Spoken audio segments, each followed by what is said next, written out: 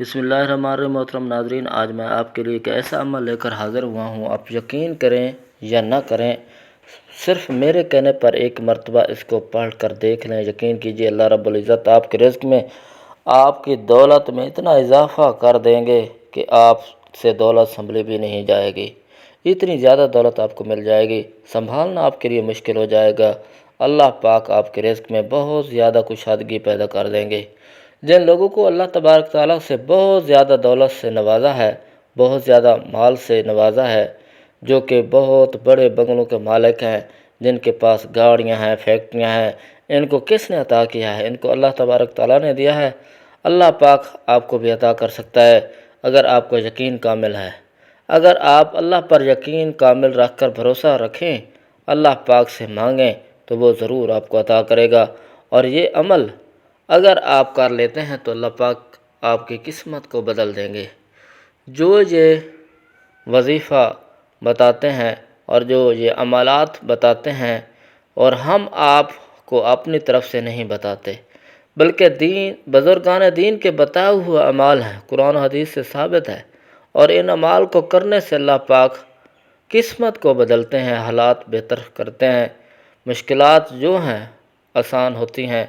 جو بڑے بڑے علماء کرام، بڑے بڑے لوگ جنہوں نے کامیابی حاصل کی ہیں، انہوں نے انہی اعمال کو پڑھ کر اللہ پاک سے مانگا ہے، ان سے مشکلات حل ہوئیں۔ اور وہی اعمال ہم آپ سب کے ساتھ شیئر کریں گے، اور یہ بہت زیادہ آپ لوگوں کے لیے قیمتی ہیں، کیونکہ اللہ پاک نے قرآن مجید میں ایک مرض کا علاج رکھا ہے، اور یہ اعمال قرآن مجید سے ہی اٹھاتے جاتے ہیں۔ اور ان کا پڑھنا اللہ تبارک تعالیٰ کی فوری غیبی مدد لے کے آتا ہے۔ ہر انسان کی مدد اللہ تبارک تعالیٰ ہی کرتا ہے۔ ہر چیز کی مدد کرنے والی ذات اللہ پاک کی ذات ہے۔ سب کو رزق بھی اللہ پاک کی ذات دیتا ہے، اور اسی کو مالا مال بھی کرتا ہے جس کو چاہتا ہے۔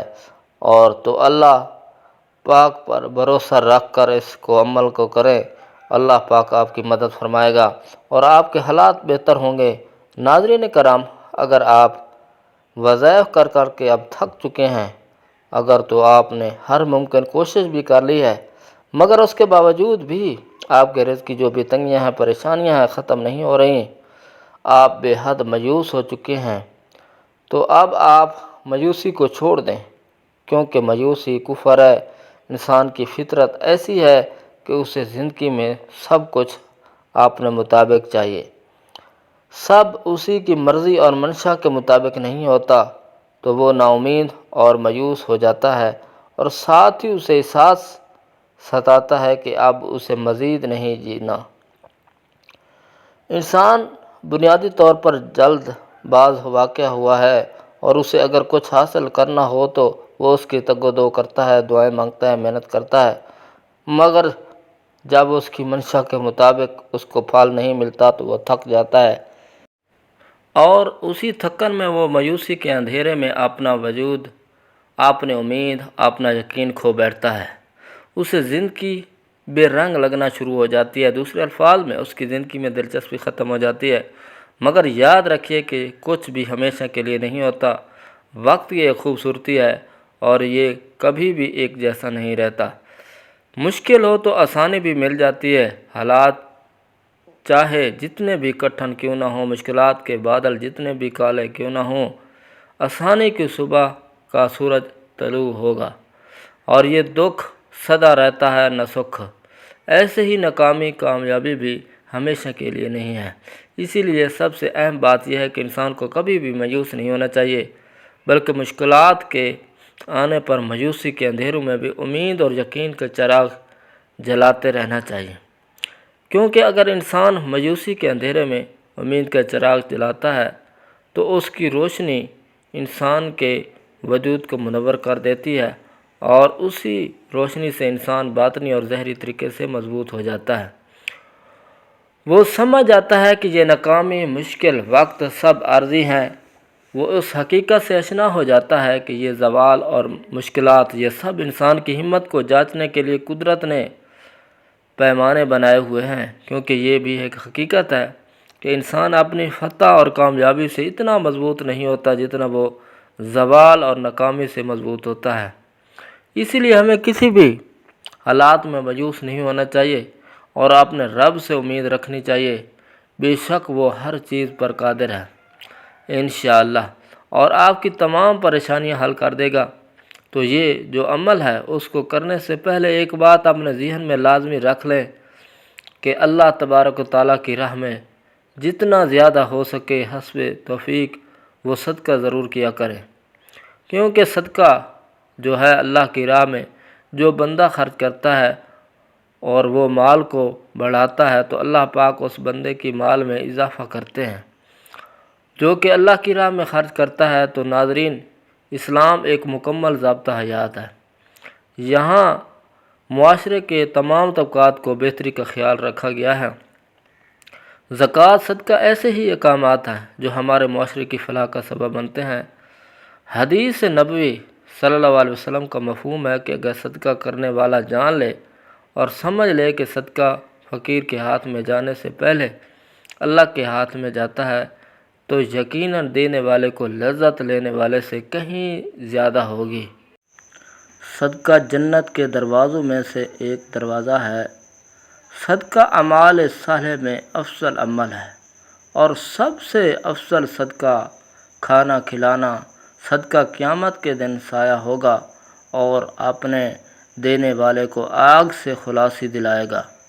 صدقہ اللہ جلالہ کے غضب کو ٹھنڈا کرتا ہے، قبر کی گرمی کی ٹھنڈک کو آسان کرتا ہے۔ میت کے لیے بہترین ہدیہ اور سب سے زیادہ نفع بخش چیز صدقہ ہے۔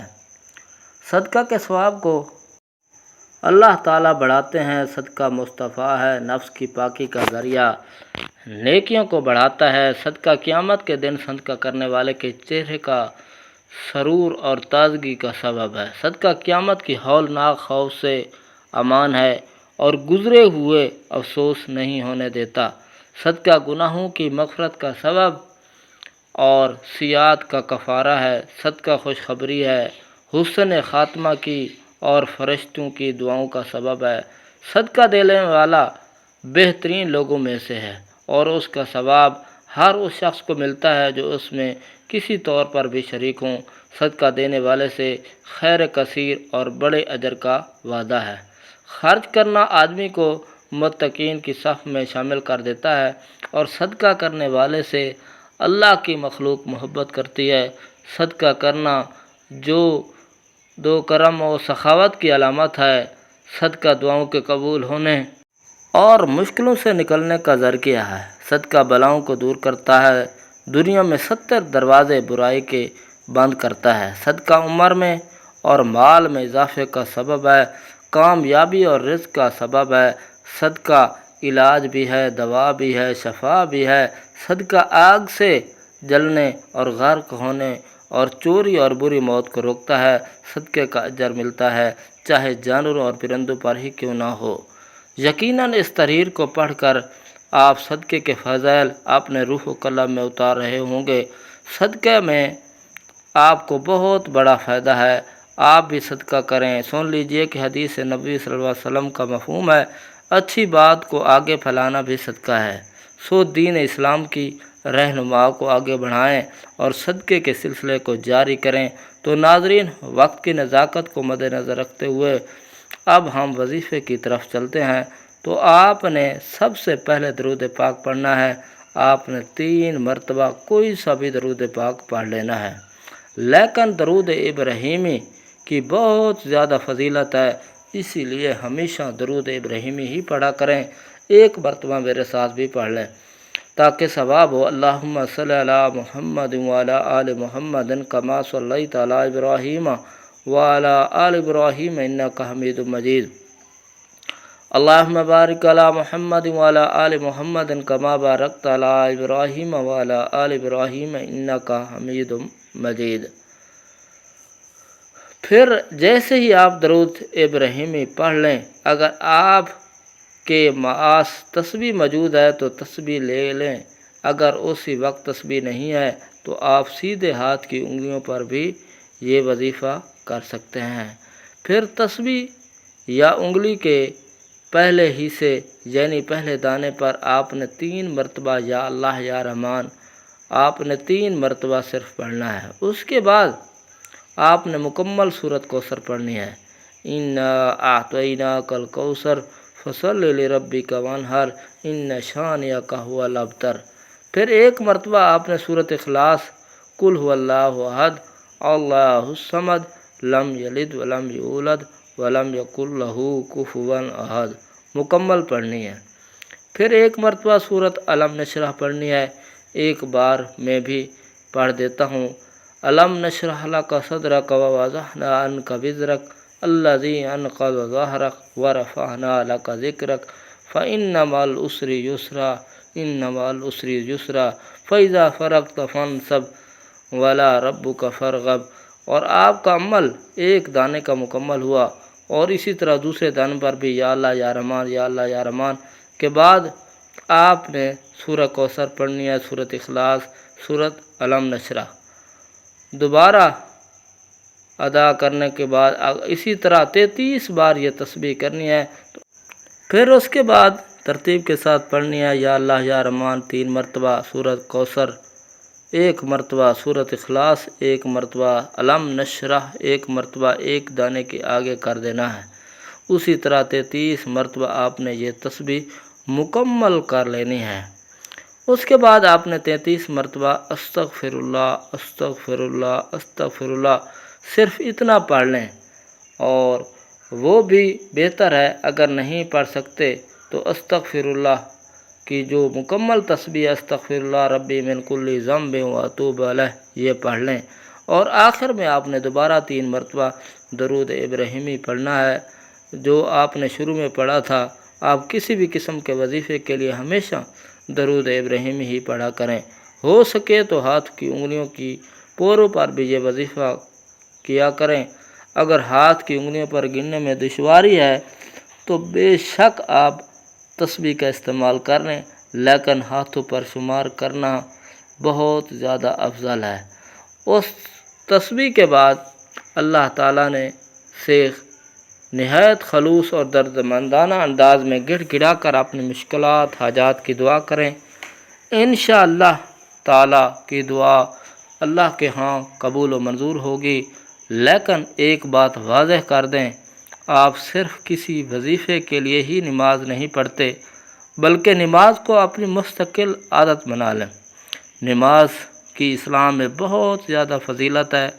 قرآن مجید میں کثرت سے نماز کے احکامات آئے ہیں، اور بہت ساری حدیث میں بھی نماز کی فضیلت بیان کی گئی ہے۔ سب سے پہلے نماز کا ہی سوال کیا جائے گا، اس لیے نماز پڑھو گے تو کامیاب ہو جاؤ گے، ورنہ شاید دنیا میں کامیاب ہو جاؤ لیکن آخرت میں کامیاب نہیں ہوگے، ذلیل و رسوا ہوں گے۔ اس وظیفے کو کرنے کی 2 شرطیں ہیں۔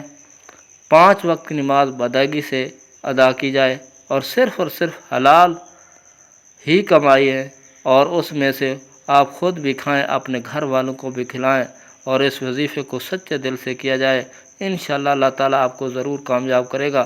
آخر میں دعا ہے کہ اللہ تعالیٰ ہم سب کا حامی و ناصر ہو، ہماری کی گئی کمی کوتاہی کو معاف فرمائے، اور ہمیں پکا سچا مسلمان بنائے، ہمیں 5 وقت نماز باجماعت ادا کرنے کی توفیق عطا فرمائے، اور ہمیں صراط مستقیم پر چلنے کی توفیق عطا فرمائے۔ تمام دوست سے گزارش ہے اللہ کے 99 ناموں میں سے ایک نام کامرس میں ضرور شیئر کریں۔ اللہ تعالیٰ ہم سب کا حامی و ناصر ہو۔ جن دوستوں نے میرے چینل کو سبسکرائب نہیں کیا وہ چینل کو سبسکرائب کر دیں۔ شکریہ۔